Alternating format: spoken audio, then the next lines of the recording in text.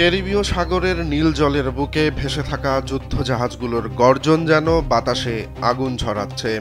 দূর আকাশে চক্কর দিচ্ছে ধূসর রঙের F-35 যুদ্ধবিমান।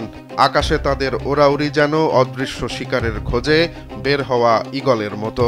সমুদ্রের শান্ত ঢেউয়ের ভেতরে লুকিয়ে এমন অস্থিরতার স্রোত যেন ধাক্কা দিচ্ছে ভেনেজুয়েলার দরজায়। এই নাটকীয় দৃশ্যের পেছনে আছে এক পুরনো দ্বন্দ্বের নতুন রূপ।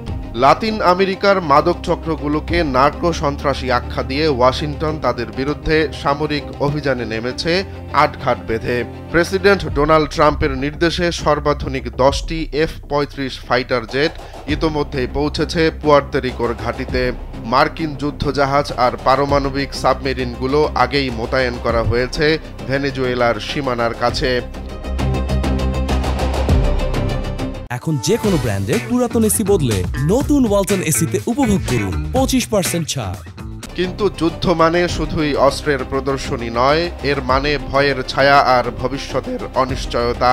ভেনেজুয়েলার প্রেসিডেন্ট নিকোলাস মাদুরো সেই ছায়ার মধ্যেই আটকে গেলেন এবার। যদিও তিনি ঘোষণা দিয়েছেন ভেনেজুয়েলা আক্রান্ত হলে সঙ্গে সঙ্গে শুরু হবে সশস্ত্র সংগ্রাম। তার দাবি, সেনা ও রিজার্ভ মিলিয়ে প্রায় 80 লাখ মানুষ যুদ্ধের জন্য এই মুহূর্তে পুরোপুরি প্রস্তুত।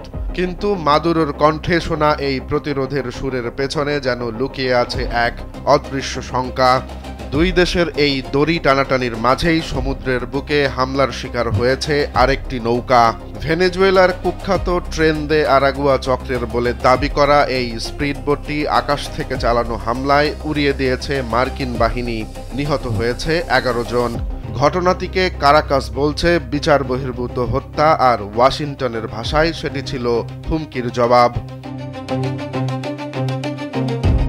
মার্কিন নৌবহরের গর্জন, ভেনেজুয়েলার যুদ্ধের প্রস্তুতি, সব মিলিয়ে দক্ষিণ ক্যারিবীয় এখন যেন বারুদে ভরা এক মঞ্চ, যেখানে যে কোনো মুহূর্তে জ্বলে উঠতে পারে আগুন।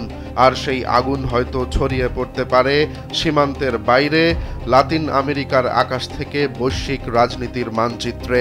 প্রশ্ন শুধু একটি, এই অগ্নি খেলা কি থামবে সংলাপের জলে, নাকি ডুবে যাবে যুদ্ধের অন্ধকারে?